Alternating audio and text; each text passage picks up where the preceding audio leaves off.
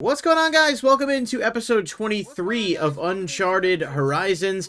This week we're actually going to be talking about episode 1 of The Last of Us that premiered on HBO Max on Sunday, plus some other stuff in our usual segments, and we'll get to all of that in a moment. We are currently live on Twitch at Uncharted Horizons PC, and the recording of the show will be posted later on all podcast platforms. You can keep up with us on social media. Check us out on Twitter at UNCH Podcast. And you can check out Nicole at Ellison_712, as well as mine, Loveshack YT. Of course, also check out our TikTok page where we post clips from the show and interactive videos at Uncharted Horizons Podcast. We are joined by a special guest this week. No, your eyes do not deceive you. This is our friend Alex, aka Young Al. You can check him out on Twitter at Al_Morale, Morale.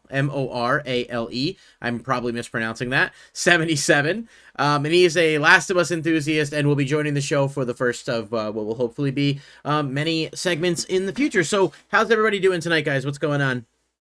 Doing great. Yeah, we have supposed The Last of Us enthusiast on the show with us today. He was as rabid as a zombie when he heard we were doing the show and was like, I need to be on that. I'm The Last of Us fan #1. Supposed. Well, I guess the rest of the show will see how much of a fan you are. Mega fan. We will see how that goes as we move along. So we're going to kick off tonight with our opening thoughts. And before we get too deep into anything, if you are not caught up on The Last of Us show, when we do start the discussion on that, we are going to do non-spoiler discussion first, so you guys can listen, and then we'll give you a warning before we actually jump into talking about spoilers, so that if you want to dip out and not miss anything, or not spoil anything for yourself, rather, you'll be able to do that. So before we jump into, the segments and stuff, you guys have any opening thoughts? Nicole, you want to get off your chest? What have I been up to? I feel like there's something I've done. Well, I hope so. It's been a week. It's to go along, I guess, with the theme of our show, but I fell prey to Sony's marketing scheme, and I have restarted The Last of Us Part 1. Technically restart, but I've never played, the remake, so it's kind of like playing a new game, and it's been a while since I played the first game, so I'm playing that again, so it's a great time, because I get to watch the show, and then kind of have a more recent comparison to the events of the game. But yeah, it's fucking gorgeous. I've been posting clips on my Twitter if anyone's interested. Visually, it's super impressive. It's in line with what they did for The Last of Us 2. So, I have to ask, what happened to Persona and The Witcher and all the other games you were halfway through playing? I'm just curious. Yeah, these are great questions. Thank you so much for asking. Far Cry 6. That one too, yeah.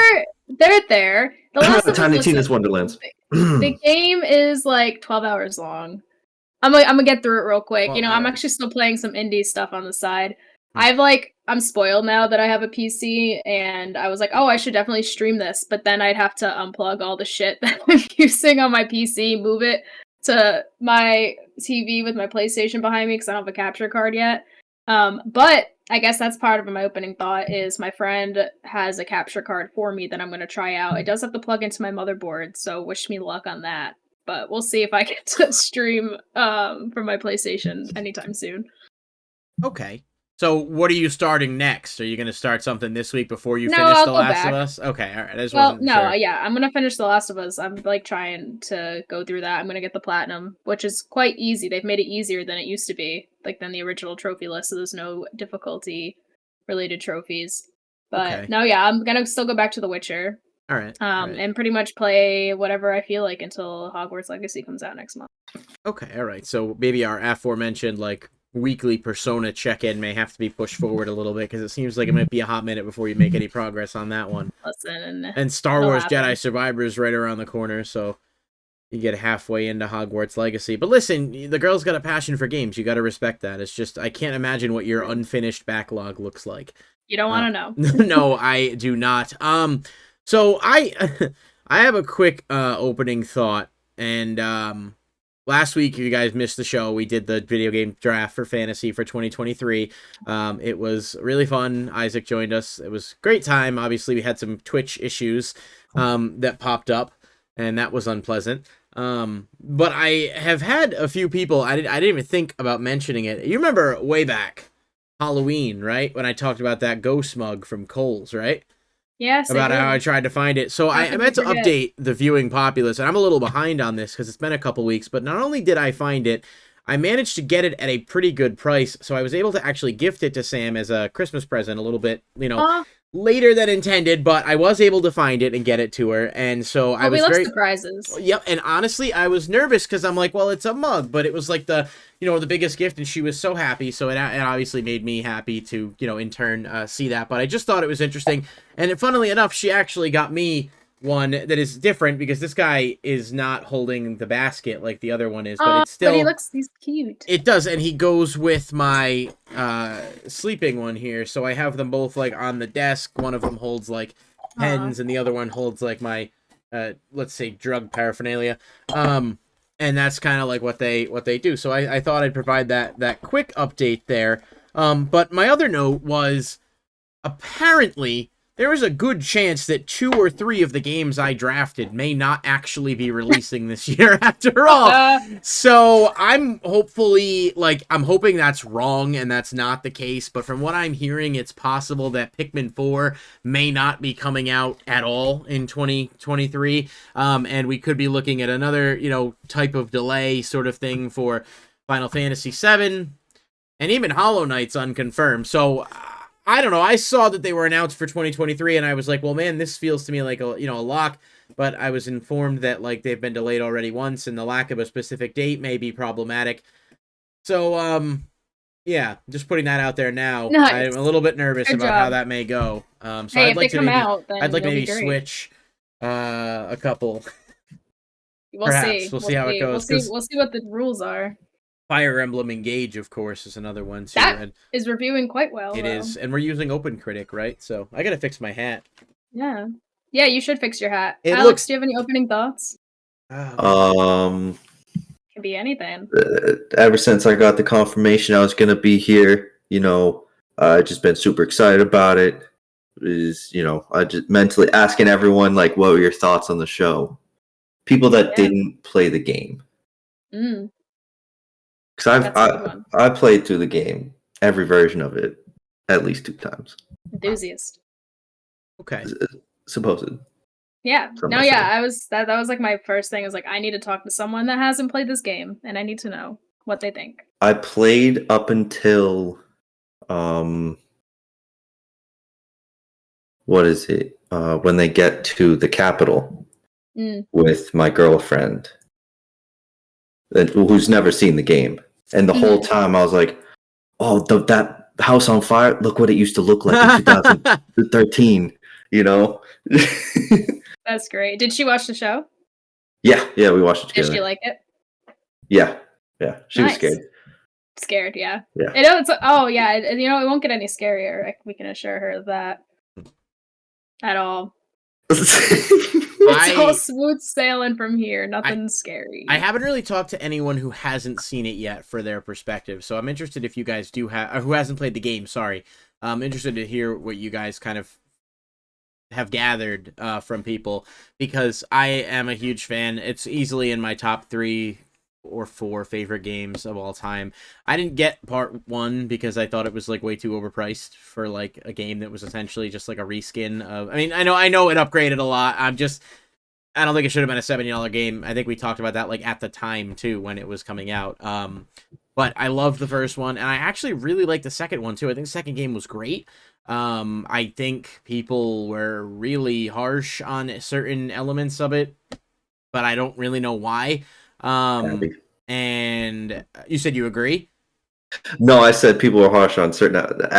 Yeah. No, in other words, like, I don't know, it was emotionally heavy, and it definitely was not a feel-good game. Not that the first one was either, but at least you get a finale in a way that, like, isn't completely dreary like the other one was. But, I don't know, I thought it was a great game, a great experience. I was in the camp that they didn't need a Last of Us 2. I was kind of like, why are we making a sequel? Like, the game is kind of perfect as a standalone, but I really liked it, and obviously there is going to be a third one, so, I'm interested to see in what direction they take. But I liked Abby. I was in the minority of that, so... I loved Abby, yeah, I thought Abby was great, and honestly, I read today that they're, if the first season does well, they are probably going to make a second season. And how cool would it be to see Laura Bailey get the chance to play Abby, like, you know what I mean? Like, I don't know. I just think that, especially with all the hate she got and all that stuff earlier on. So, yeah, I agree. Scrooge Champ just said in the comments the ending of The Last of Us 2 was perfect. I agree, for the record. I'm just saying it wasn't a feel-good ending. I think story-wise it was great, but it was, you know, the whole game is about, like, the harsh realities that world is in, and there's no, like, you know, it's not like everything just suddenly gets okay in the end. So, yeah, I'm really interested to hear what people think and to share my own thoughts on it. But if we don't have any other opening thoughts, then I suppose it's only fair that we move into our new segment, Broaden Your Horizons. This was Nicole's brainchild, so I'm going to let her sort of start things off. But to give a quick overview of what the segment is, we introduced it last week. It's essentially going to be like a gaming news segment. We're just going to catch up on relevant stories and topics in the world of gaming and occasionally other things, because like we do talk about movies, TV shows, like we're talking about a TV show today. Obviously, we're kind of like gaming first, but we are Germany's number 32 podcast in anime, so there are certainly things that is true, by the way. There are certainly things that that you know we will cover in this sort of like weekly news kind of check-in segment. So, Nicole, the ball is in your court, my friend. Why don't you go ahead and tell us about the news? This one, I think, dropped today, and it seemed kind of important and relevant to just things in general. But Microsoft announced massive layoffs, and I'm talking about it today just because it's extending to its video game divisions, including the developers of hit titles such as Starfield and Halo. So this is fun. They did, I think, 10,000 jobs they're cutting, and they haven't even finished their acquisition of Activision Blizzard. So they don't have enough money to keep their staff, but they have that much money to buy Activision Blizzard. But yeah, I pulled a quote from an article Jason Schreier wrote. The Xbox maker said Wednesday it's cutting 10,000 jobs as it seeks to reduce cost amid a broader economic slowdown. Some people at Bethesda Game Studios, makers of the upcoming Starfield, as well as 343 Industries, the company behind 2021's Halo Infinite, were affected, according to people familiar with the matter. Some of those who lost their jobs are veterans who had been with Xbox for more than a decade. And then just to talk about Halo specifically, in an email to staff, 343 Industries studio head Pierre Heinz, sure, that's his name, so the company had, quote, made the difficult decision to restructure elements of our team, which means some roles are being eliminated. He wrote that the studio would continue supporting Halo Infinite's multiplayer and live service elements. Yo, first takeaway from this is poor fucking Halo, man. That poor game. It never had a chance. It took them so long. I don't even know, is multiplayer out? No, they scrapped part of it, right? You can't even play the campaign multiplayer. The multiplayer's out. Yeah, so I think the like multiplayer, but I don't know if the campaign multiplayer or couch co-op. I'm pretty sure they got rid of that. Yeah, they got rid of co-op. Yeah, it's not in there. So you guys know this. Game, I've talked about it before. Halo is easily my favorite. I have the whole Halo every single Halo game over here on the shelf. I'm a huge fan of this in like everything. I love the series. I think Halo 3 is generally one of the most fun, probably like the foundation for FPS in general.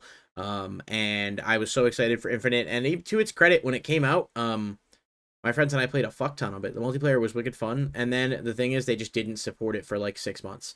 There were no new maps, there were no new updates. They did like one random event, and I felt like you had so much momentum, and people were just pumped and excited and into it, and then out of nowhere, it was just sort of like, well, you know, we're not doing anything with it. And then obviously the aforementioned delay of the multiplayer campaign and all the other things, and that game just like, I don't know if it was staff turnover, or I know the woman who had like headed the project at one point had left, and obviously now we're seeing other people leaving too.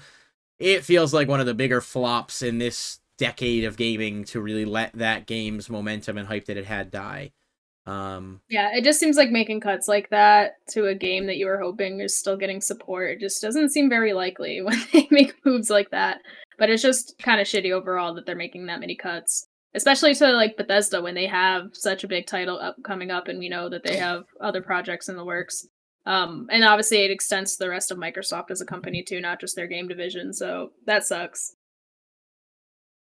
Yeah, definitely a big disappointment there. But I mean, in general, obviously it sucks for those people losing their jobs.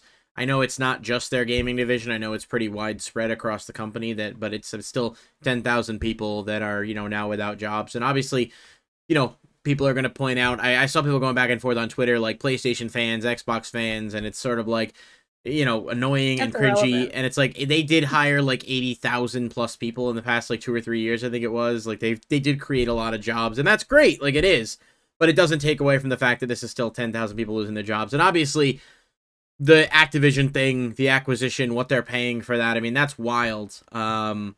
I get it. Like, it makes sense from a profit perspective, but it's just, I mean, it's the reality of corporations and stuff, right? Like, at the end of the day, you want people to give a shit about these people losing their jobs, but these corporations are embedded to have to make money for their stockholders above all else. So it sucks, and hopefully those people are able to find some quick turnarounds, but I can't say I'm shocked by it, because honestly, it's kind of in line with what we've come to expect.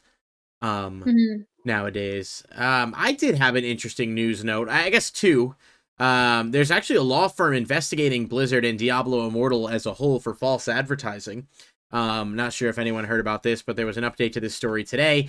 They're looking for players who purchase legendary gems in-game. They were sold in various in-game bundles, and they stated there was a 20% chance to do damage. There were a lot of different statistics involved the way they advertised it, but the gem itself is actually not performing to that level, and they went back and changed the description later of like what it might do, but there had already been so many people that spent a lot of money on this, and like there was questions about how they were going to rectify it, what they were going to do. If you remember when Diablo Immortal first came out like early last year, there was people, I forget exactly what it was, certain gems you have to collect or jewels or whatever the fuck it was. People basically did the math, and you were having to spend like almost like $10,000-$20,000 if you just wanted to keep doing like RNG polls. Like the amount of money they were asking people to put in was crazy, and they were under a lot of fire for it because it was kind of predatory. So it's just another knock on Diablo Immortal, which already has been labeled with some predatory business practices, and players are obviously wanting some compensation for that. Of course, Avatar Way of Water, which I still haven't seen. Not a game, but a movie. Maybe a game coming out. It will be a game. Smashing at the box office. 6th highest grossing movie of all time. It just surpassed Spider-Man Far From Home, No Way Home, whatever the one was with the 3 Spideys. So interesting news on that front. And then, of course, I think the biggest gaming story of the week, not video game-wise, anyone that plays Dungeons & Dragons, Wizards of the Coast, Dungeons & Dragons, Wizards of the Coast put out an announcement about monetizing their platform or monetizing content for people who make Dungeons & Dragons videos. This was a big thing, and they basically said that they were going to be able to, claim the IP and all of that, which, like, legally they have a right to do. They do own it. But saying that they were going to take a percentage from content creators and try to control all these things, and it sparked outrage in the community with, a lot. You think about like Critical Role and a lot of big content creators who got big off of that and really saw a lot of growth from it. Did a lot to bring D&D back into the space of like a lot of people talking about it, playing it, and so obviously Wizards retracted that policy temporarily, and I think they're going to be like revising it or something. But that was obviously huge news. I don't know if you heard about it or had any thoughts. Yeah, I did. Yeah, that one is interesting because there's a weird line between what they're allowed. I feel like they'd be allowed to copyright or not when it's people's own stories. I guess you could copyright the use of like their game mechanics and rules, but again, they're always changed in every single D&D group ever. So I don't know how they can say rolling 2 dice is our copyright. Like I don't think they could do that using specific names and things from like a pre-written story that they have. Sure, like I listened to a live action, like they make up their own rules. It's not really like it is a let's play, but the Adventure Zone and their first season that they are known for and got wildly popular was based off of like the starting manual for D&D that they give, like the beginner story. So when they went to publish their work they did graphic novels, they changed everything. So they probably were either being proactive about it, or they knew that they couldn't publish and like make money off of something like that. So even though in the podcast form all the terms and words are the same, their graphic novels came out and they had to change some character names and location names just to be original ideas. They did that a while ago, but yeah, it's still weird. It's like a weird line about what I feel like they could copyright or not, but hopefully they don't do that because that would be silly. Yeah, silly to charge money for. I'm going to say something a little unpopular. I actually don't think the outrage was warranted to the extent that it went. So I do think that they should definitely not go after smaller content creators and stuff. I find it to be kind of like bullying and unnecessary. But at the same time, as it pertains to their IPs, like, I don't know if you're familiar, they release a lot of like original stories, the figures, those types of things. I have no problem with them claiming like a percentage of royalties on those things that they do legally own and have for years and years never really claimed anything on. And I think that where my biggest discrepancy came in was the percentage. I think they were wanting like 25% of revenue over over 750K, which to me is way too high. But if you want to tell me that they want to claim 10%, 7%, I mean, I don't know, they're well within their right to do so. And I think that it doesn't really impact too many people, because if the three of us decided we wanted to get online or go hang out somewhere and play a game of D&D, that doesn't change anything for us. This is really talking about like people who are making a lot of money off of their products. And I know it's a bit of a sensitive topic because some people are like, well, we've been doing this forever. And other people are like, I don't think you can't copyright D&D, right? Like you can't, I mean, you can, but you can't copyright like Rolling for Initiative and all this shit, like you said. Like it's kind of these are mechanics and there's certainly ways around it. But at the end of the day, like they do have a right to do it. And well, I think they deserve and have to embrace the backlash that they'll get, because it's essentially like if I let you live in my house rent free for 50 years and then I came to you on year 51 and was like, hey, you got to start paying rent. Like, all right, you've been like, why now? You know? And I think that might have more to do with the fact that there's a movie coming out that might have some hype from a mainstream audience. Maybe they're trying to get ahead of it because they're like, hey, we could be making money off of this and we're not. So I don't know. I think the outrage was a little bit over the top for me. People calling like the company evil and stuff, I just think is just a stretch. But I think there needs to be a line that's more fair to content creators while also allowing people the opportunity to, like, you know, I don't know, if you're going to profit off of something that I own and I want a small percentage of it, I don't know. I think that's just sort of the way. I think that's reasonable. Indeed. Any thoughts, Alex? Anything to add? Well, that situation reminds me of, I don't know if you guys were like heavy into YouTube back in the day, but the Fine Bros, how they always did like the teens react, YouTubers react, those videos. They tried to copyright React.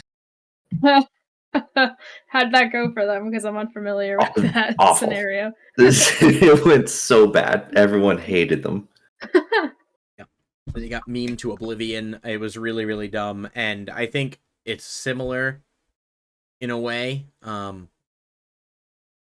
But considering Wizards rather, talking about like specific IP in their app, I don't know. You're never going to please everyone. But I think they tried to trademark the term React, saying people couldn't make reaction videos. And then, as you can imagine, it just created an absolute explosion that backfired for them. And I don't know that they've ever fully recovered since. Like, they were well liked as a channel. And I'm sure they still have a lot of followers now and whatnot. I'm pretty sure I'm still subscribed to them. A TV show. Didn't they have a TV show at one point? They might have had like a YouTube Red deal. Oh, yeah. Or whatever.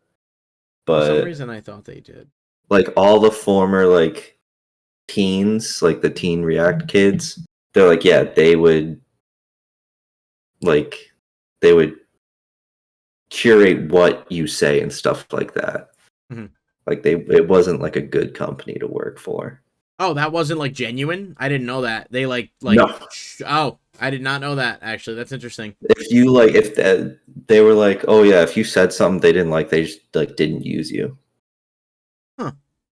I did not know that. Well, that sort of, I guess, pulls back the curtain a little bit on like what's genuine and what's not. I mean, I guess it's the internet, so at the end of the day, how much of it really is, it's all legit. But yeah.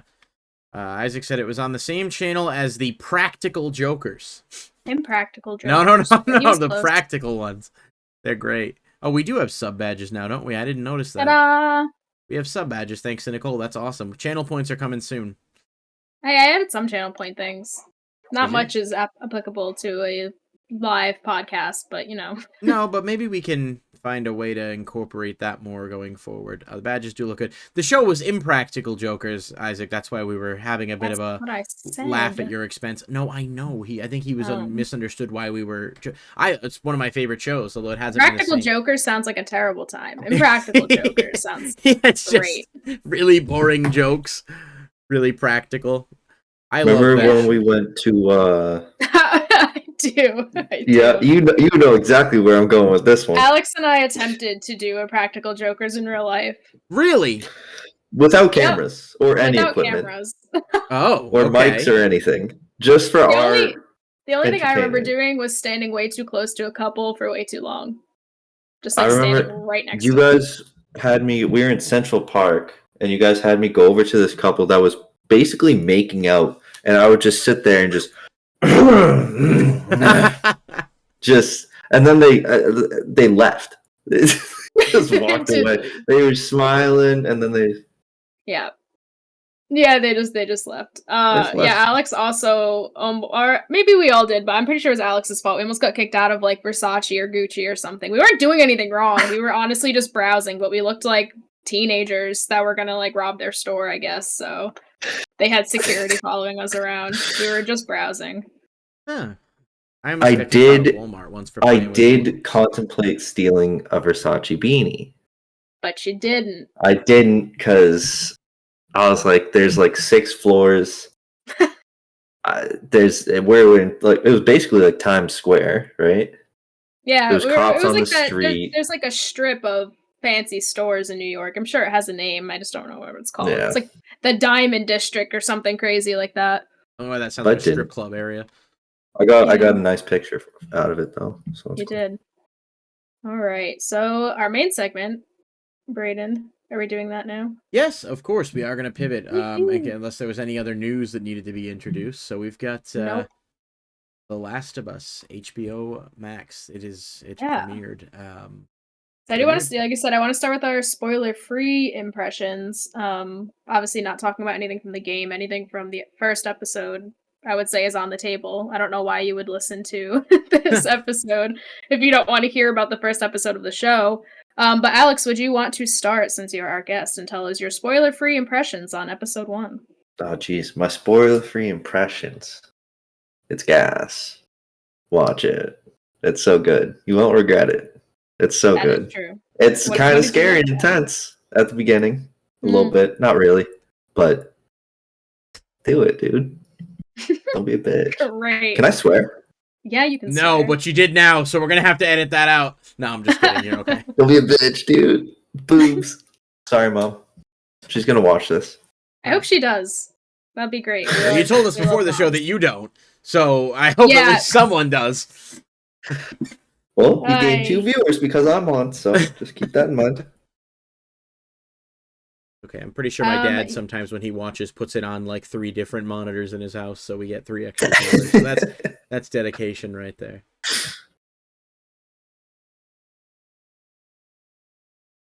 Isaac, I did not delete your messages. I'm also not sure why. I did, because he's being an ass in the chat. Would you like to the game's been out for 2 years now at this point. I just said we're doing spoiler-free impressions, and other people could be watching. Oh, okay. Well, yeah, okay. Why would we talk about spoilers in the game that are going to spoil the show? Why would we do that? It's kind of the same story. So. Yeah, I suppose that's but fair. if we're talking, it is the same story. So if you tell a spoiler for the game, you're telling a spoiler for the show, and people might be wondering if they want to watch the show and haven't played the game. Fair enough. Anyway. All right, sorry. So, you liked it. Look, 3 people left after that. They saw a spoiler and was like, I'm out of here. No one left. We have the same number of viewers. It changed. I'm telling you. We have 3 people left and 3 jumped in quick. Look, Davey waved in the chat, I've not played the game, honestly. No shit. So why don't you 2 be nice people and respect the spoiler-free conversation we're having for 2 minutes? Thank you. All right. Yeah, I mean, the game's been out since 2012. At this point, I think you're on your own. But yeah, go ahead. So, Alex, you said you're a big fan. You've played all the games. I'm curious. Did you have expectations going in, like where you felt a certain way, how it was gonna be? I was incredibly nervous because it is my favorite game of all time, and I saw what they did with Halo. Not the best, kinda. No. I was just hoping.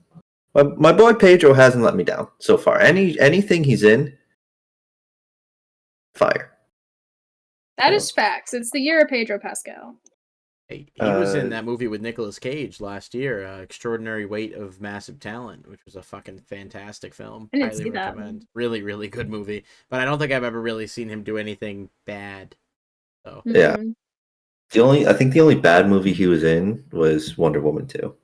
And he killed it though. Like his character that was the only insane, highlight of it. but he fucking killed it. I could not believe when I saw that man, the way they made him, one, look, and two, talk. I was like, this is not Pedro. There ain't no way. He's, great actor, great range. okay. Yeah, no, I was just super I don't know. I wanted it to be really good. I wanted to be I wanted to feel the same way as I feel about the game. And so far after that first episode, I'm right there. It's on par. Hell yeah. It's so good.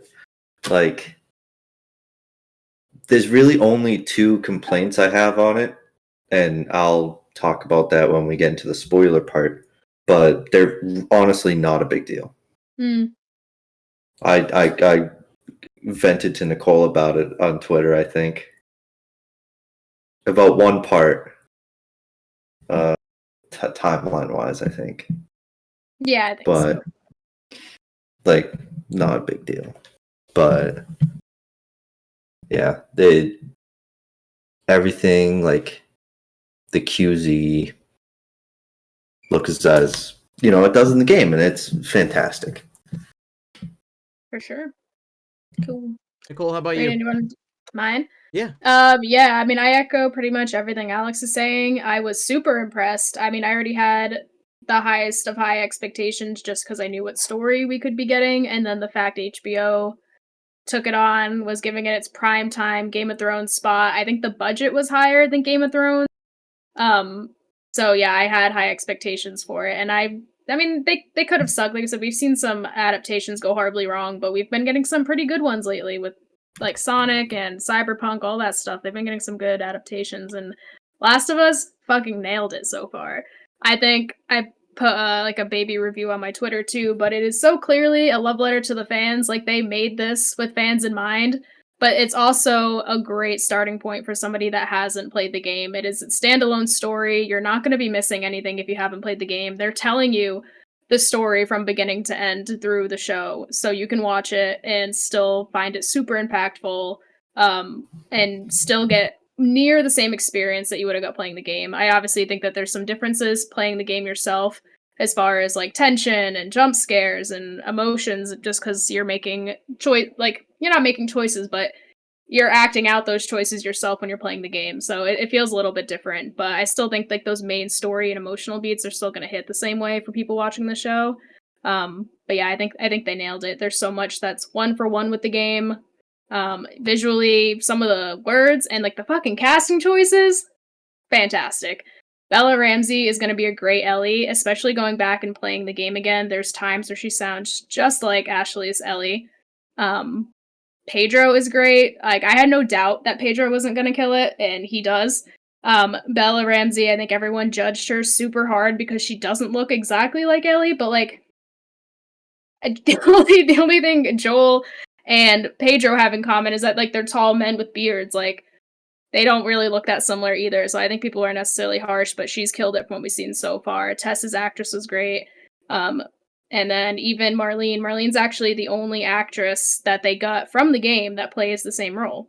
And she was great too. So yeah, I think everyone should watch it if they played the game or if they have not, because they nailed that first episode. They really set it up for what's coming. Yeah. So I'll say similarly, I was a bit nervous going in. I thought the show was going to be kind of solid, but I was a little nervous about whether or not they'd hit all the right notes, and whether or not they'd stay true and faithful to the show, the game, as a whole. And I have to say, I think they did a really solid job. I was cautiously optimistic. I was, I didn't think the casting for Ellie was like the best.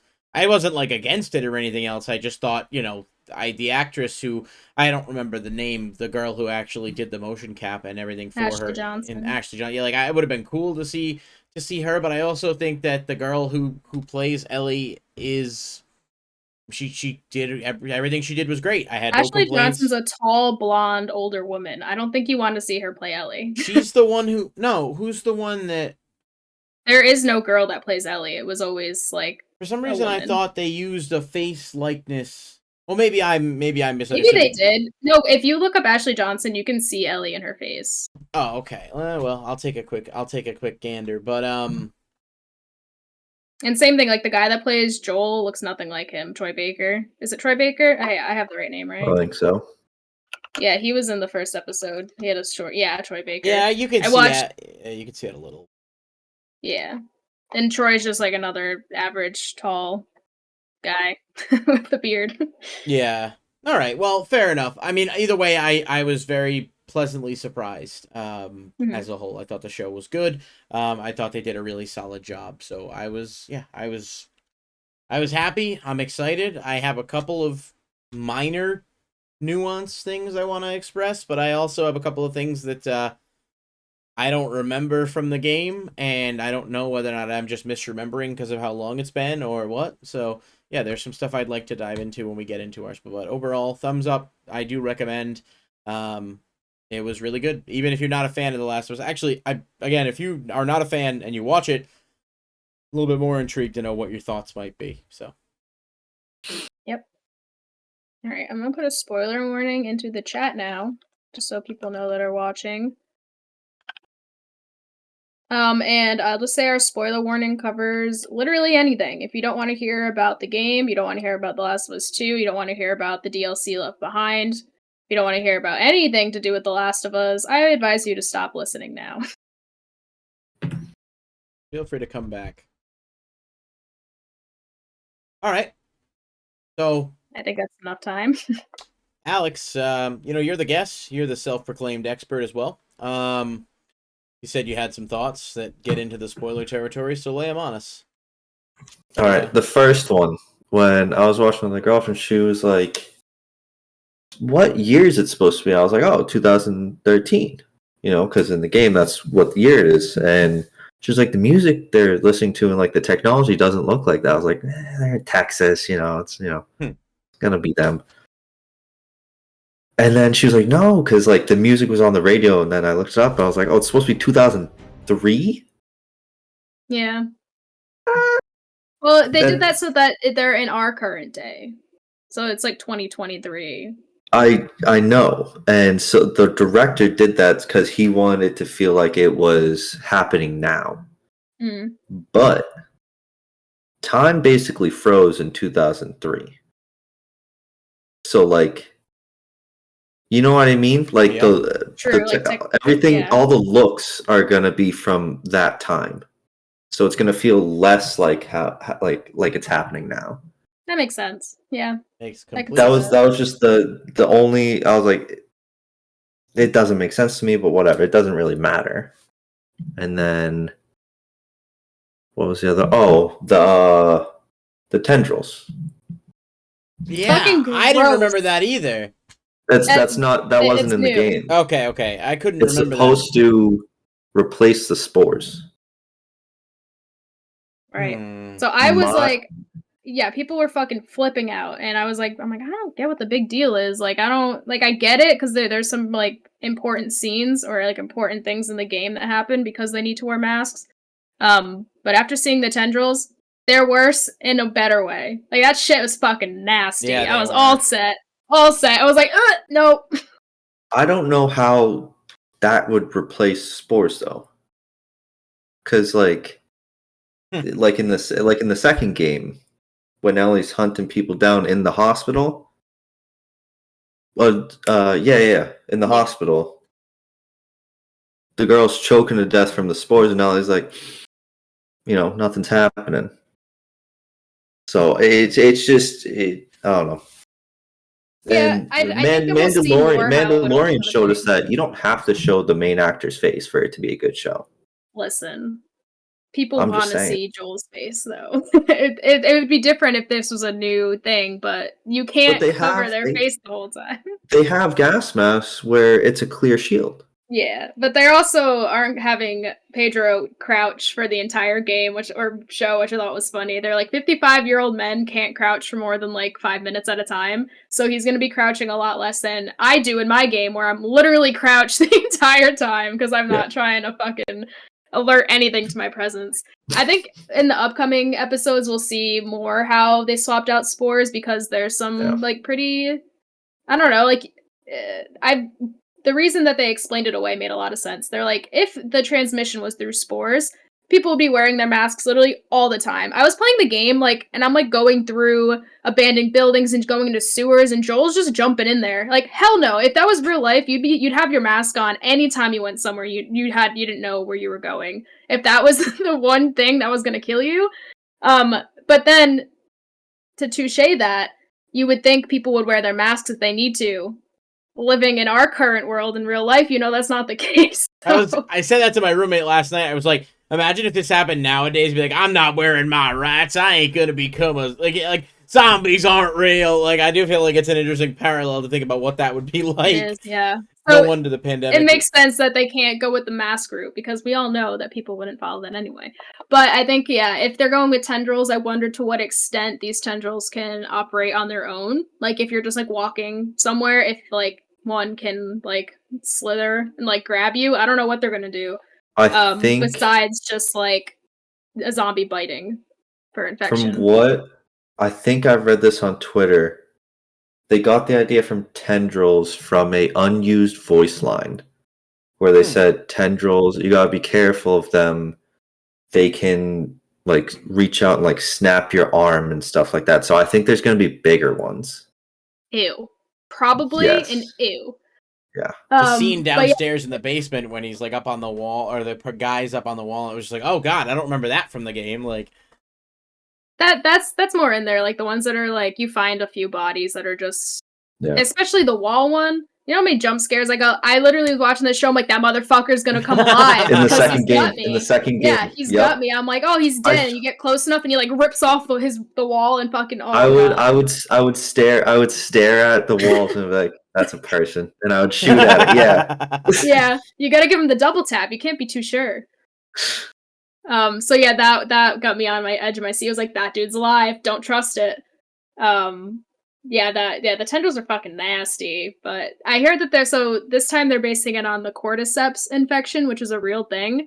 I actually saw someone tweet a like nature documentary about how it works for ants and stuff because it's a real thing and it's gross. Like that's what they based the game off of. Yeah, that's what I mean. But like, I think they also were going with that, like that it's not a spore infection in real life. It is just like the tendrils and like the mushroom gross fungus.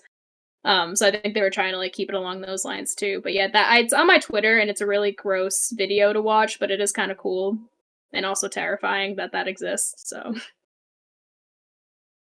I think is that the only things, Alex? Huh? I said, was that the only two things? Yeah. The only two, like, I guess, complaints. Yeah. The stuff that wasn't in the game and that's new to the show was cool. Like the plane crashing instead of the bus. That's just my question. I was going to ask if I couldn't remember the plane crash happening at all in the game, and I was like, maybe I'm just misremembering, but you're telling me it didn't happen. No, it looks really cool. Yeah, so in the game, they get T-boned by the truck, which is in the show. So like game watchers are like, oh, here it comes, and the car stops and doesn't hit it, and then the plane falls out of the sky, which is really cool. The wheel, Oh, so and then I was curious. The whole day I was curious. I was just thinking, I was like, how are they gonna create that emotional attachment to Sarah? Because you play as her for the first however many minutes, and I don't know about you guys or anyone else, but I get super immersed into things, and especially if I'm controlling a character, it's easy to get immersed, and all of a sudden it's just gone.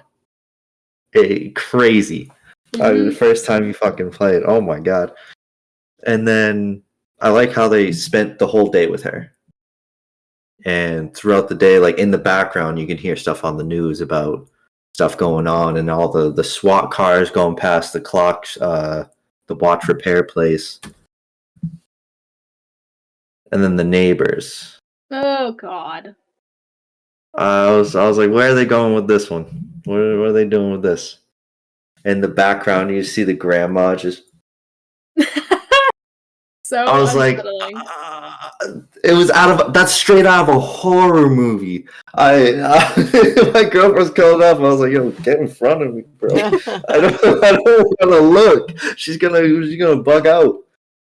Yeah, I think spending the day with Sour was really cool, just to give us more time before the initial outbreak, and then also to care about Sarah more. Yeah, in the game, it is still the Adlers the old guy, fucking runs through their sliding glass door, and Joel has to, I'm pretty sure, like, kill him to protect Sarah, and then they leave. But yeah, the way they did it this time was very cool, because like Sarah's alone, don't know where Joel is. She's going to check on like the nice elderly couple that she was with earlier. Yeah. And they're dead. Fucking grandma's lost her absolute mind. And that's where you first see the tendrils. I don't know, it looks like, yeah, I don't even know how I wouldn't even call them tendrils. Like, the way they made it look, it was just nasty. It just looked like hair or something. That might not be the tendrils. It might not be, which is a terrifying thought. Absolutely. Playing The Last of Us for the first time, which was, I don't know, I played it in like 2017. And when the part with Sarah happens, the beginning, I was fucking shook, man. I don't get like super emotional playing video games or anything, but I had never played the game. I didn't know anything about it. I didn't know what to expect. I was just like, man, and I'm just like, I'm sorry, you're starting the game this way? Like, it was just, it was so jarring for a video game to get that kind of emotional reaction out of me. And I think I streamed it actually on YouTube when I was playing it. And I probably, the video out there, I think I just sat there for like 2 minutes staring silently at the screen. Like, what the fuck just happened? Like, what do you mean? In the movie, or the show rather, I thought it was really cool that they like expanded upon Sarah a little bit more, because they showed us who she is. Joel kind of seemed a little more distant than I remember him seeming in the games with her, which is interesting. But I mean, it's, I like to see the different perspective. Obviously, you can see that he loves her and everything, but I don't remember the scene with Tommy being in jail being in the game either. Was that in the game? No. Okay. So, if you guys aren't familiar, Tommy calls Joel, says he's in jail. It's like 2 a.m. That's why Joel has to leave. So Sarah's at home by herself, and she wakes up with the sirens and everything going overboard, and then it's just, goes from there. That opening, like 30, 40 minutes, I almost wanted to see a little bit more of that, but like I knew I couldn't, right? Because that it's finite. Sarah's not going to survive. But it was still really hard to watch. Like, I knew it was going to happen. I texted Nicole yesterday when I was watching it. I said, I know what's about to happen, but I'm not mentally ready for it. It was very sad. It did not hit me the same way as the game did, though. Like, it was sad, and I thought it was really, really well done, but I don't know. I feel like in the game, and Alex, you can tell me if I'm wrong, when she gets shot, it's not, is it like, do they both fall to the ground? Is it like left to the imagination, or do you see a different angle of that? Am I misremembering? He kind of turns and tries to run away, and she gets, and he gets grazed, which they show they show on the show. Yeah. And they both fall down the hill. Yeah. And Tommy goes up to him. Bow. Yeah. Okay. Yeah. I remember that. Yeah, the Tommy thing. I remember that. You like that.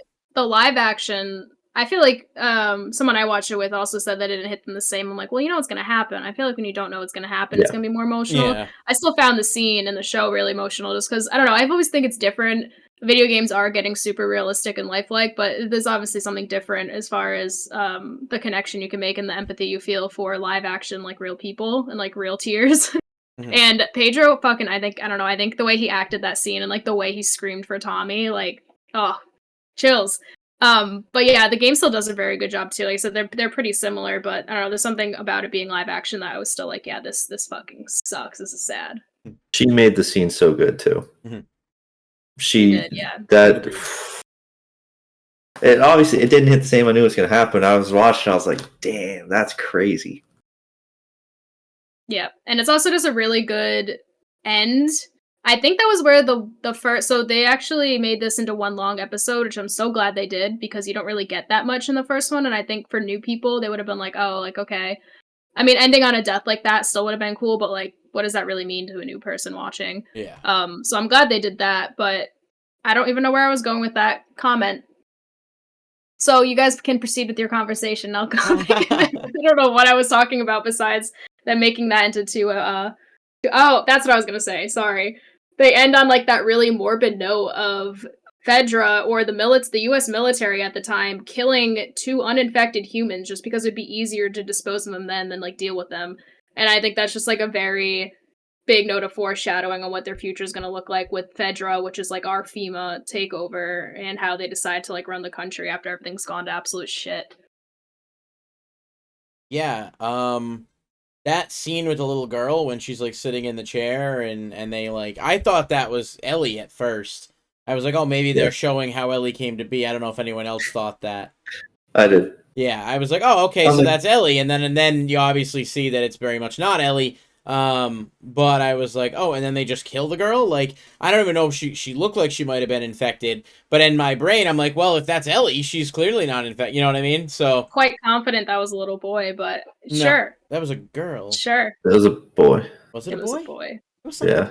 I thought that was And they showed the red screen on the scanner behind him.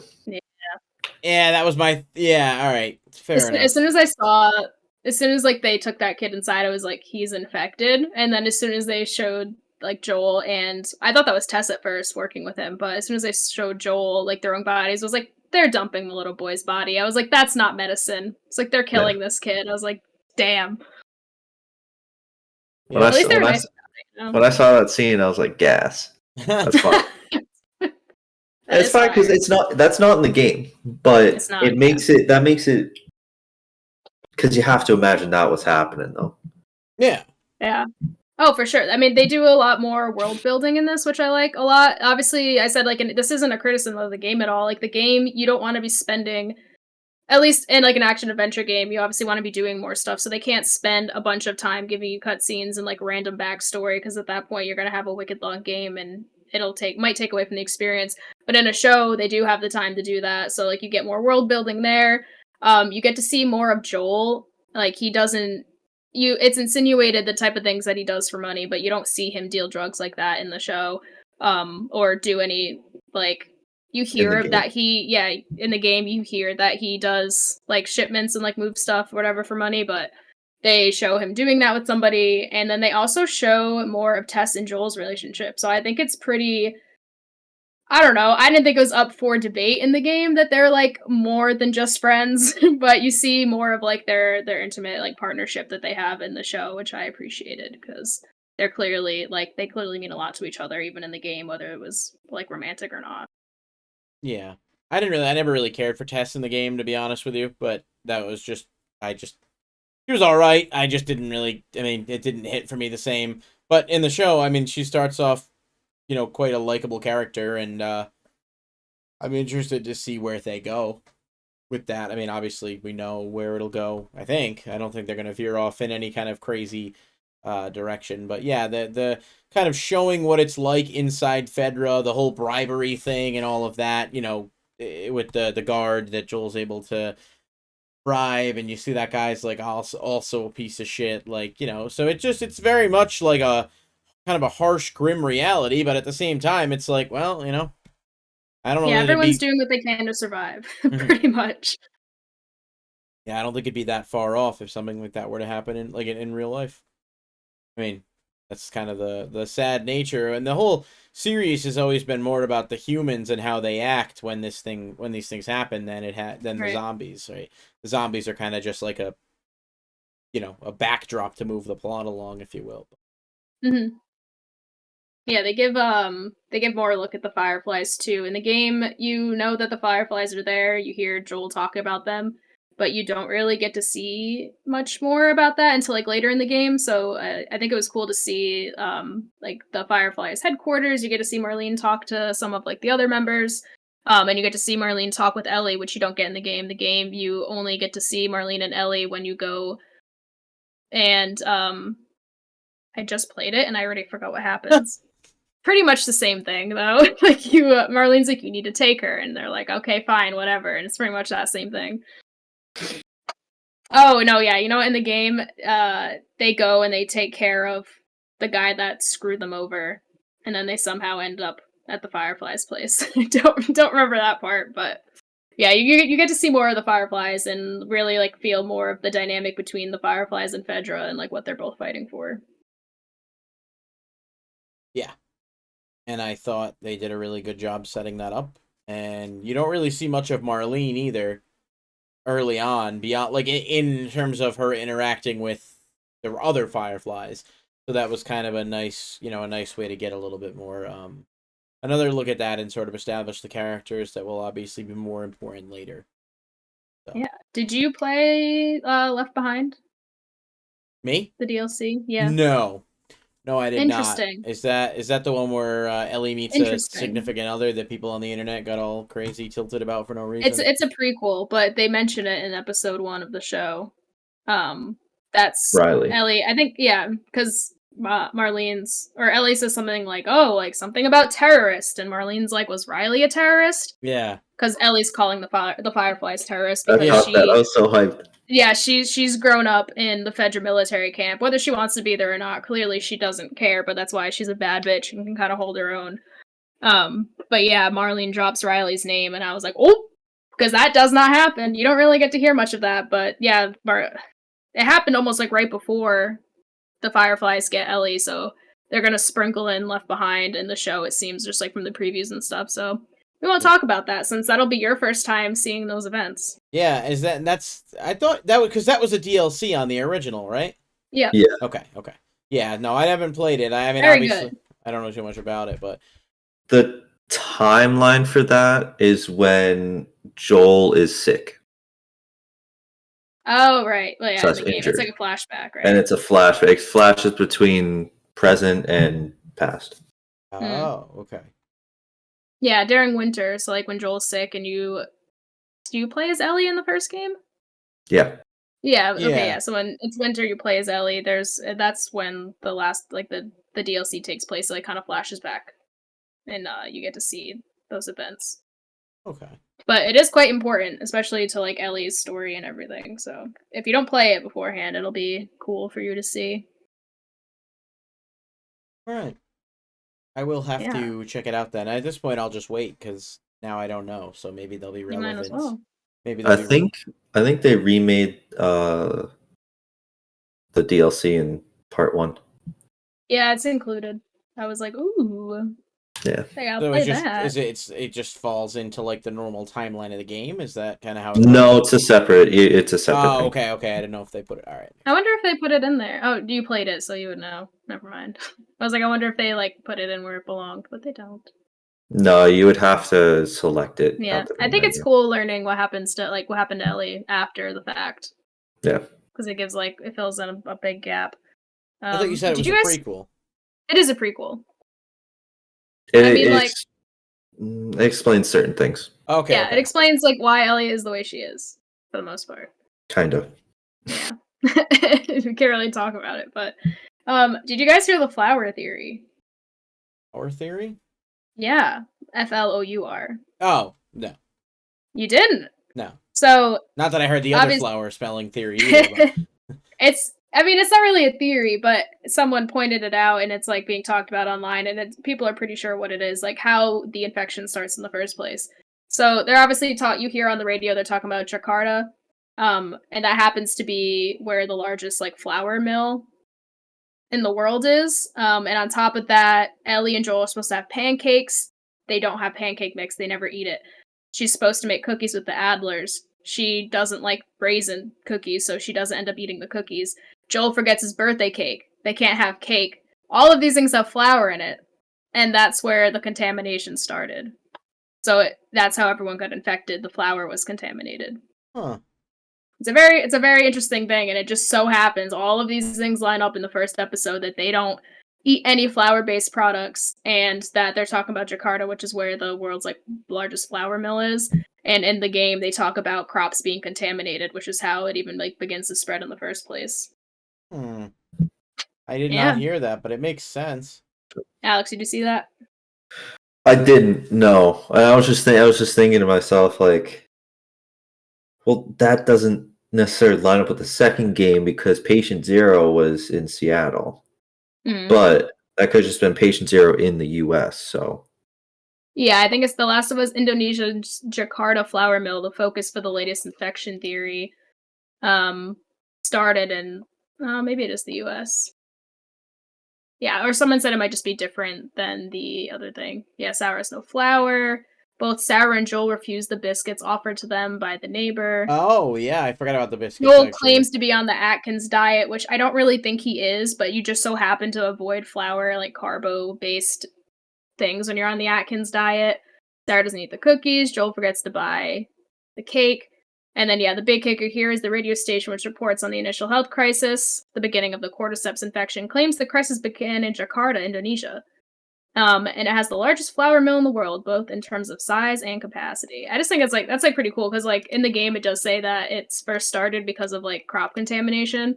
And it's just like they really put a lot of details in the first episode if that's what they were going for, as far as them conveniently not getting to eat any flour-based foods.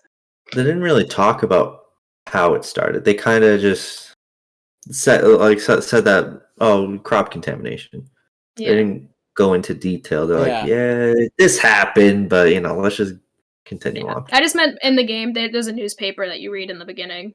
Like I just replayed it and there's a thing and like it gets cut off, but it like mentions it's lore. That. Yeah. We love the lore.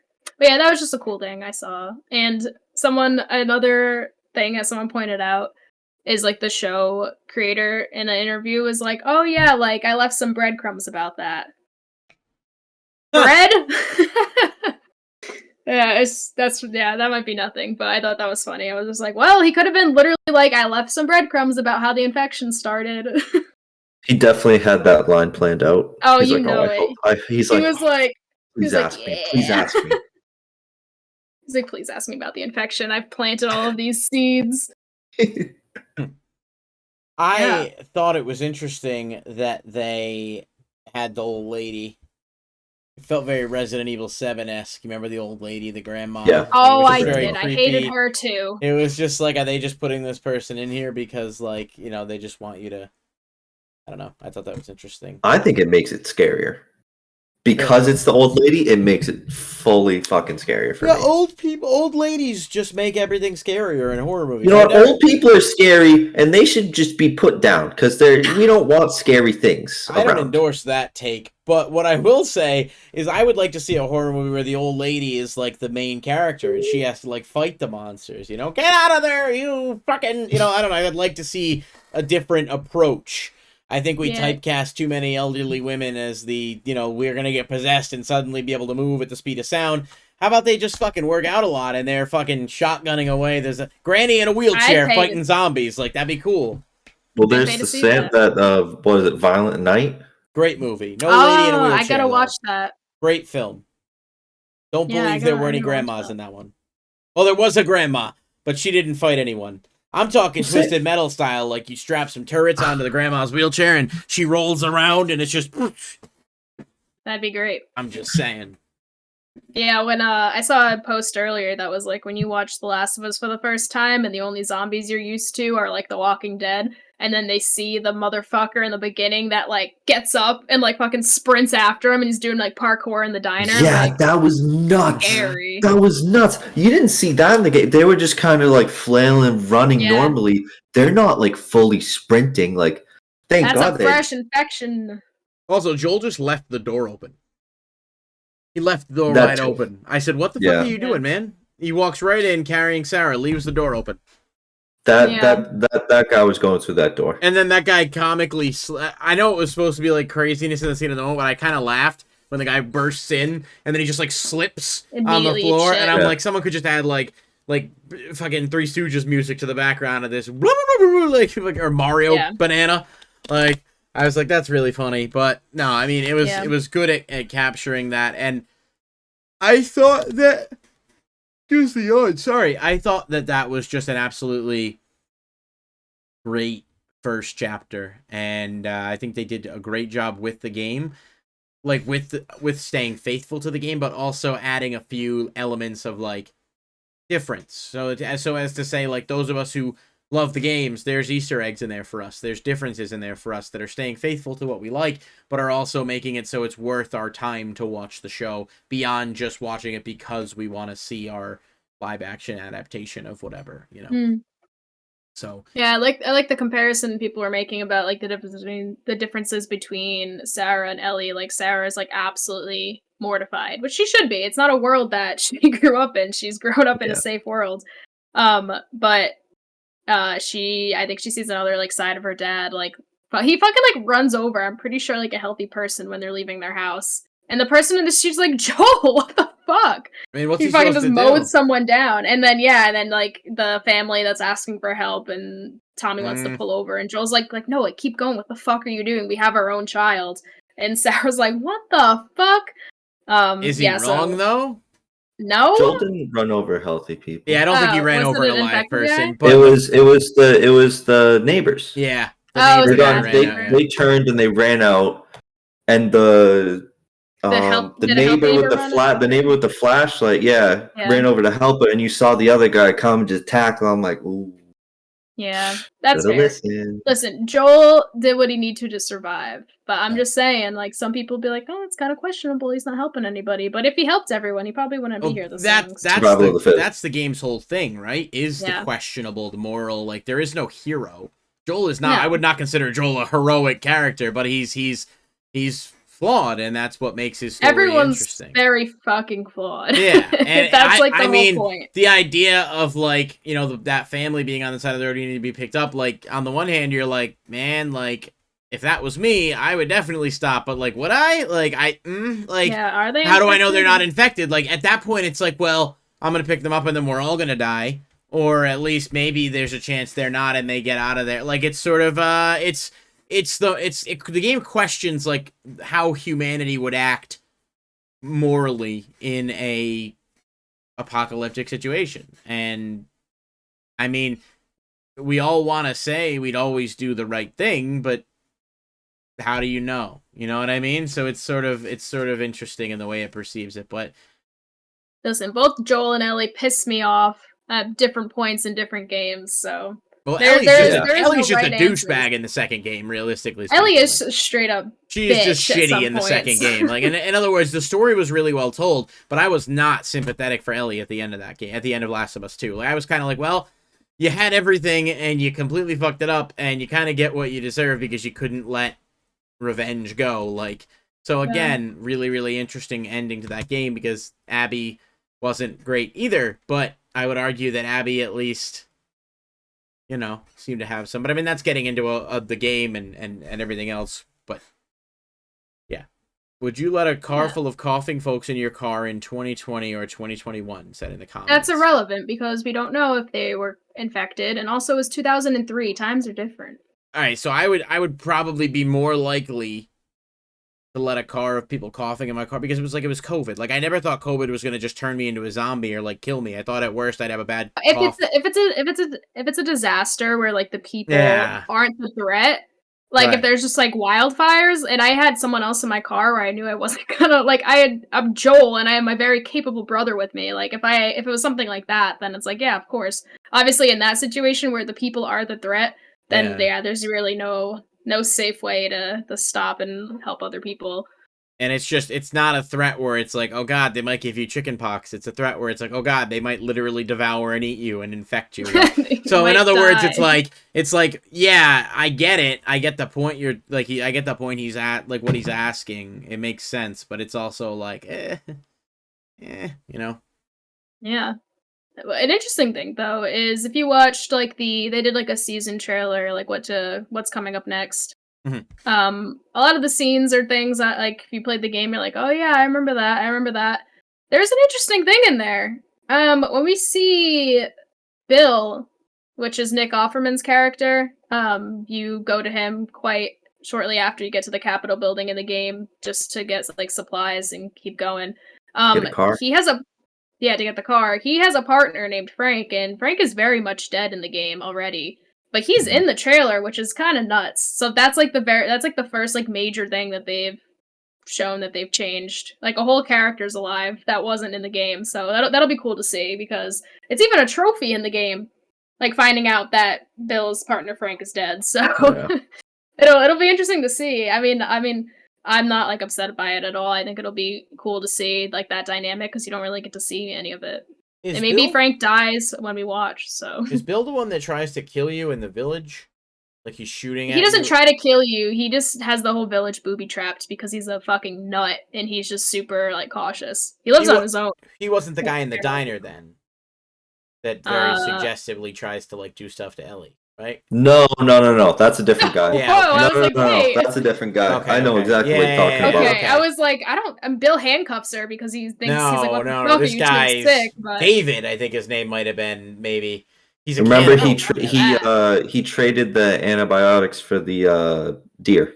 Yes, yep. And then he tries to get Ellie to join him, and she's not interested. And then he the big diner fight. Yeah. It was diddler. Very uncomfortable scene to play, like to watch play out. It was like, oh god, like, but I mean, like that's the game wants you to those reactions. Yeah, I'm just terrified to see clickers. We see them like very briefly in the preview, and like you can see one at the very end of the episode if you're paying attention to the rooftops. But also stalkers. Like fuck that. Don't want to see any of that. What's that? Why are you showing a remote? You said you were scared to see clickers. That's a clicker. I'm not even. You've never heard of a remote referred to as a clicker? No, I have. I'm just. She's from Rhode Island. That's what they do. No, I've never called it that in my life. Okay, well you're not 50. This is true. That's what they call it. You are 50. I'm literally 29 and a half. My birthday's not till March. I'm 16. Nice. Well, yeah, and a half. I like to round down. Because 30 is a big number. It is. So might as well say 50. So overall, I think it was really, really good. I'm excited to watch. I like that they're releasing it as a weekly format versus all at once. Yeah. I think it's good to be able to like talk about it. And I mean, even for us, we could probably revisit this show in a couple episodes. Like, we could probably let a couple more episodes pass by and do a second podcast about it, like talking about where we're at with the show, you know? So from that perspective, it's obviously really cool.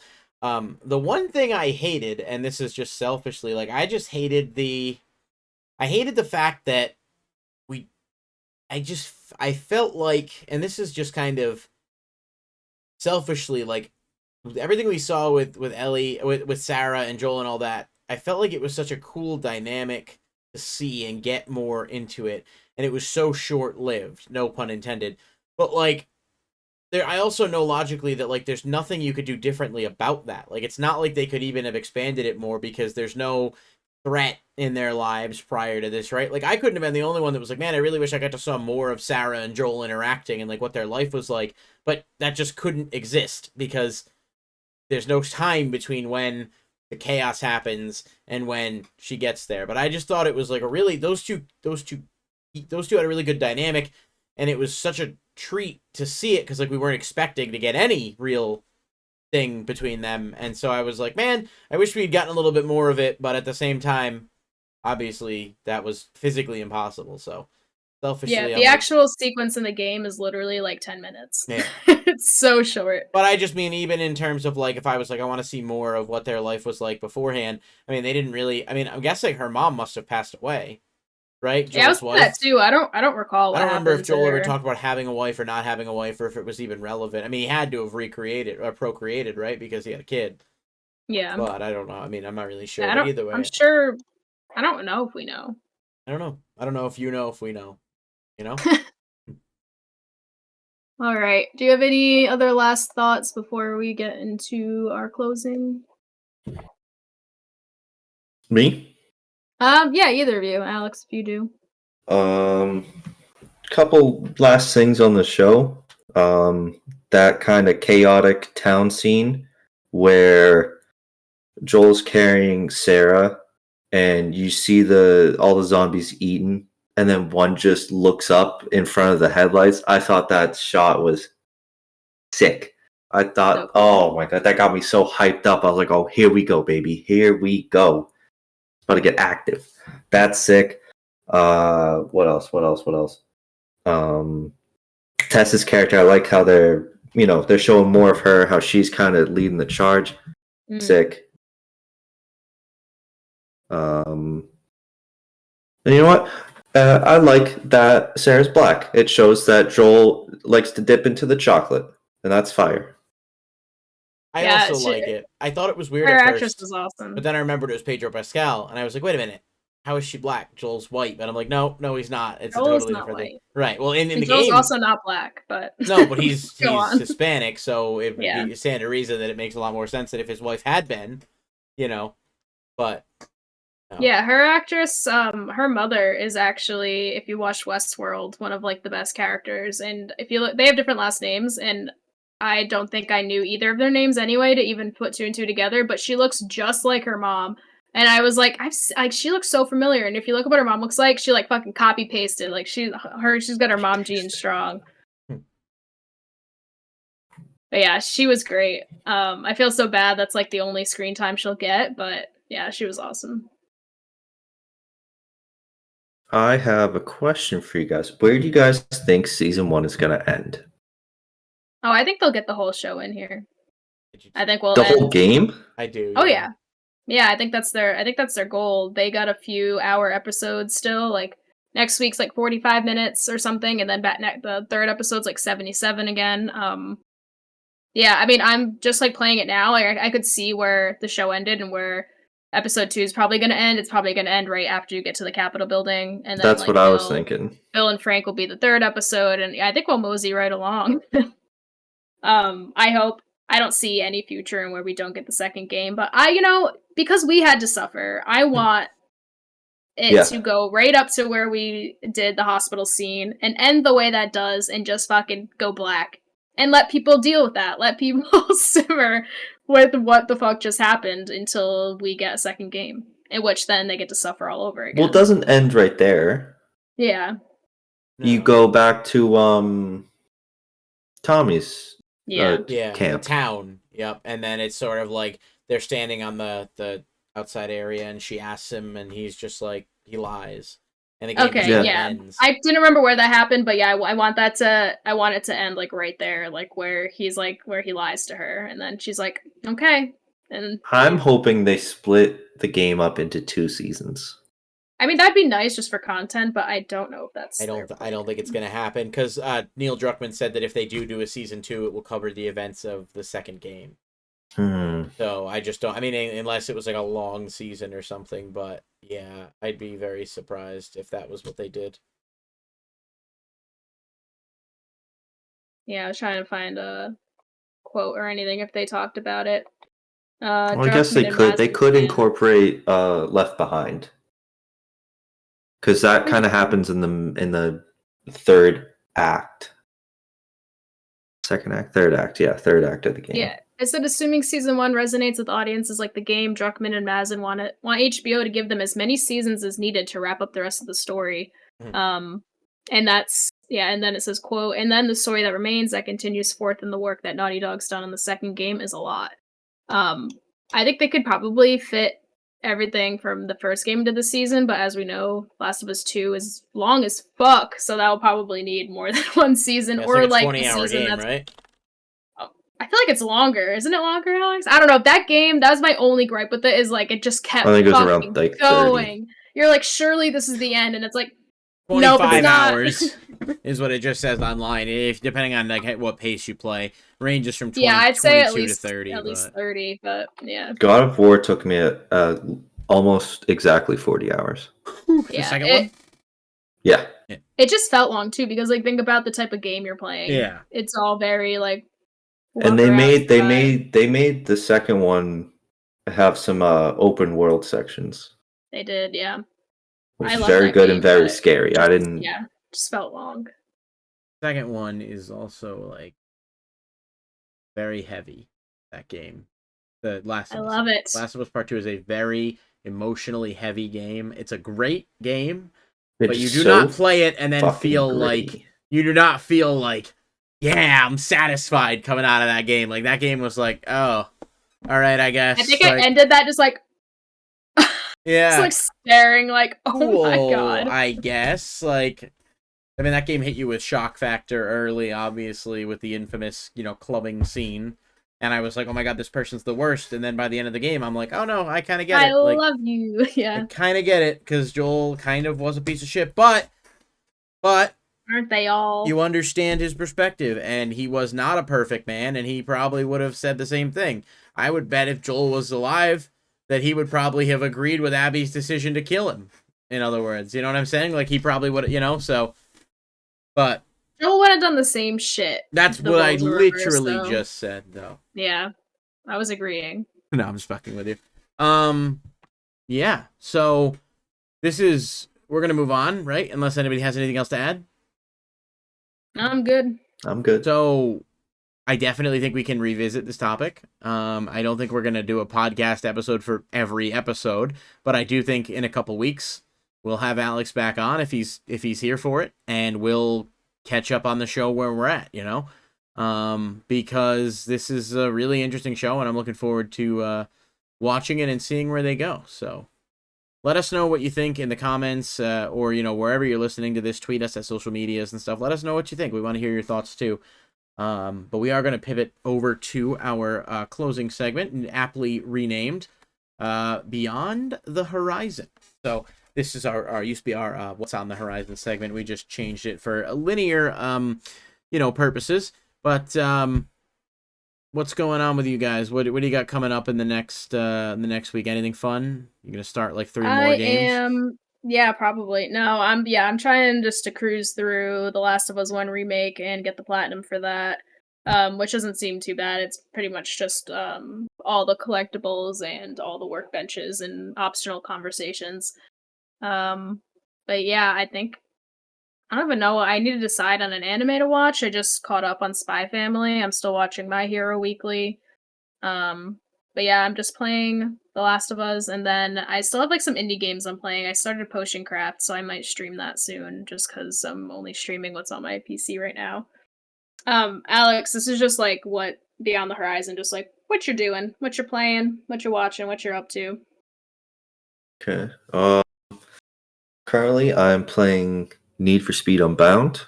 Almost done with the story. I think it's a great game. I love how they incorporated anime into it. Perfect for me. You can also turn it off if that's not your thing. So people need to calm the hell down with all that. Animes, I took a break from Boruto for a long time. I might start that back up again. An anime that Nicole should check out that I've been recommending is One Punch Man. I don't know why you're rolling your eyes. It's great. It's so good. I loved the main guy just skews me out. I don't like first season of that show was really good, and I thought afterwards the premise. I hate the fact that he can never lose. I know it's the whole point of the show and it's meant to be satirical, but I just don't care when I'm watching these fights. I'm like, he's literally never gonna lose. I can't get over it. First season is good though. You should definitely watch it. Did you see? The manga for season 3 is done. Yeah. So that's why they're making the show. Mm-hmm. He's got some competition in season 3. Two Punch Man. He throws more than one punch. I want him to lose. I mean, I don't necessarily want to. I want to believe as a watcher that he can. And it's your complaint actually makes me want to watch it because I hate nothing more than antagonist and like something keeping the plot from moving. So if he's just like fucking mowing down and moseying along, let's go. Well, there's more than one protagonist. Yeah. How? Yeah, he's not the main protagonist. There's like a whole team of like heroes, I think, or at least like a. I would say the show kind of focuses on Genos a bit. Yeah. And he gets his shit beaten consistently. Yeah, I might watch Blue Lock, which is the soccer show.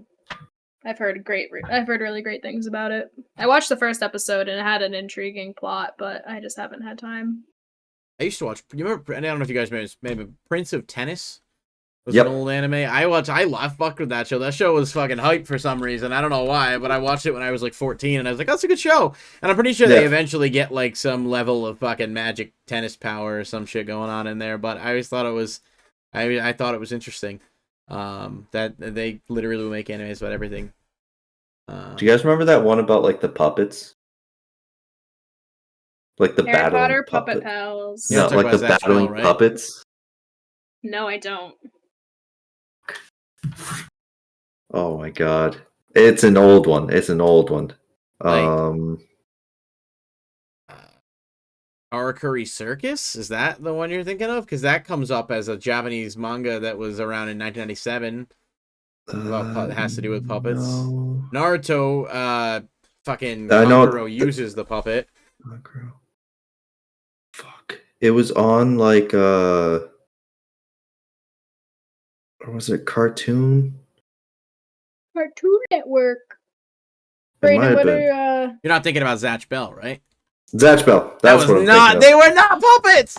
They were demons. It's one of my favorite anime ever. I adore that show. They never finished it. For some reason, they only dubbed like they didn't. They finished like 90% of it, but they never finished it. It's absolutely one of my. I adore that show with a passion. Fucking puppets, he says. No, that show was awesome. It was really, really cool. I had a fucking spell book when I was a kid. Like they used to have the little. Cause they these had a guys collectible look like card puppets? They're That's not what I'm puppets. saying! No, they're not What puppets. is that? They're demons from another world that battle to become the demon It's king. like the World of lines on their Puppets. face. Yeah, they look like they puppets. do. Some of them do have. I forget. They're called. I forget what they're called. They're called. Oh, it what are really they was called? Cartoon Network. Yeah, it was on Uh-huh. Toonami.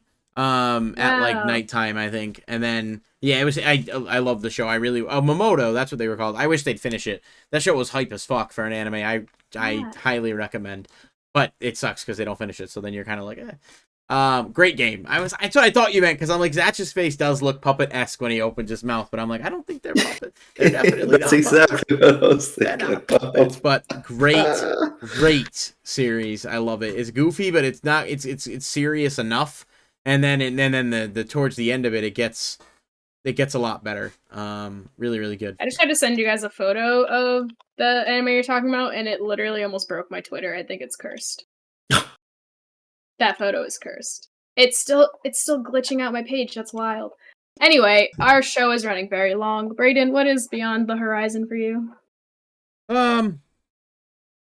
Well, Jesus Christ. I gotta finish. I'm working on a project for YouTube. I'm recording a review for the first YuGiOh game ever made, which has been a lot because the game is terrible. Yeah, well, that's interesting. Wait a minute, are they bringing that back or something? That says 2022. I wonder if they made a movie or something. I don't know. Maybe it's a fan thing. I've been playing Vampire Survivor a lot. It's really fun. I've actually put a lot of time into it. It's a really good game, and I gotta get back into Yakuza a little bit. My friends kind of convinced me. I got a little bored, but it's not. I haven't played enough of it to justifiably say I'm bored yet, so I really need to give it another chance. But I've really just been working on that, and the project, the video project for YouTube is taking up a lot of my spare time because I'm recording the full game, and then I gotta go through and write a script and make an actual video, and we're gonna be doing a collab with my friend's YouTube channel. They do like board game stuff, so we're gonna be doing a collab too. I bought like this old board game from like 2002. That was like the only Yu-Gi-Oh board game ever made. I know nothing about it other than the fact that it's hard as shit to find because it's like a bunch of them are missing pieces and stuff. So those video projects are things that I'm working on, and eventually at getting the last few episodes of this edited and uploaded on YouTube so that we're finally fully caught up with those videos because I still think I'm missing like 4 or 5. So maybe that's why Alex was waiting to watch them. I'm just watching Alex look at his walls. I was curious too as what was going on, but No, it's because I don't know Raccoons if are you back. can. You can't see that. Is that the But hole? in the corner, yeah, it's like cut out like right there. yeah, I see. Yeah. It looks They like your put fingers, tape like, on it. He cut a hole in the ceiling and then put tape on the and put the ceiling piece back Yeah, up. they and won't just chew taped it. through that. Who would Yeah. shoot through that? I'm just making sure it's still there. What happened Yeah, with the you hole? never know. Why was there a hole? Was there? There's raccoons in his walls. Mice. Oh, okay. Mice, Those are yeah. two very different scenarios. Rats. If there are New York raccoons sewer in your rats. wall, I have so many questions. First one being, No, nice. do you need some help? Like, are you good? Like, If you know any lawyers that specialize in residential rights, let me know. Any viewers? Why you rent or? Yeah, And they're not taking care of it, or I let them know about this on October 4th. Oh my god, it's been over 3 months. Yeah, rats. And I've been paying mice technically. Well, we don't know what it is yet. It's not raccoons. I would bet any amount of money on that. On time. It's definitely not raccoons because they can't zero fit in there. But either chipmunks, flying squirrels, or mice. Flying squirrels would be kind of cool. Chipmunks. My uncle used to have them as pets. I mean, if they're do you live in the same state that we live in? No. Okay. See, I don't think flying squirrels are very common here. Oh, okay. No. Well, that's funny. Well, listen, I wish you the best. Blame CVS, okay? Blame CVS. All right. I will. I have three good friends that work for CVS, and I know they're a mixed bag to work for, depending on where you're at. I think, from what I've heard, but I don't know that they have built-in raccoon insurance, so you might want to look into that one. But yeah, that's me. So we ran long, but it's always cool to have a guest. Alex, thanks so much for taking the time to be on the show with us. Of course, thanks for having me. Absolutely, and we'll definitely have you back. I'd like to revisit this topic in a few weeks, I think, once we've got more of the show out there. I mean, obviously, there's other topics to cover. Nicole and I still have to do a Star Wars theme show at some point, which I just can't believe hasn't happened yet. So you know the conditions I have. I don't really want to watch The Phantom Menace, but I can Spark Notes it or something. No, I mean, it's good. I questionable, but he's gonna watch all of the main movies for us to talk about. I've caught up on the main movies. I just haven't watched. You haven't watched? That is the. That's what I mean. The Phantom Menace, the only one I haven't seen. You need to know how bad it is. I still have to finish Kenobi. I'm on episode 5. Remember, Oh Lord! The Phantom Menace isn't that bad. That little shit. They should have just killed him then and there. Jar Jar. No, Anakin. Oh yeah, well he's okay, but then you have one of the greatest Sith Lords. What are you talking about? This is true.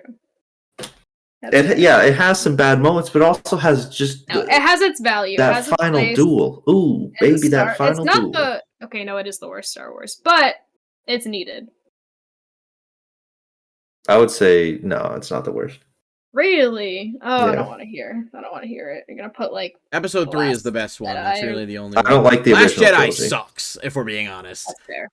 Episode 8 is in my opinion, objectively the worst Star Wars movie. As much as I love the watched Force. The Phantom Menace. Watch the Phantom Menace, and then I'll let you say that. Because I think episode 9 gets a bad rap for no reason. But listen, so Alex will be back. He will return for The Last of Us Part 2. At some point. And thank you to everyone who watched the show, listened to the show, for supporting us in general. Thank you to Nicole for being a great co-host as always, and thank you to Twitch for not crashing in the middle of this and losing all my graphics. I think going forward, we might actually be okay. So I hope you guys have a great week. Enjoy the rest of your week and your weekend, and we will see you next time. Bye. Bye.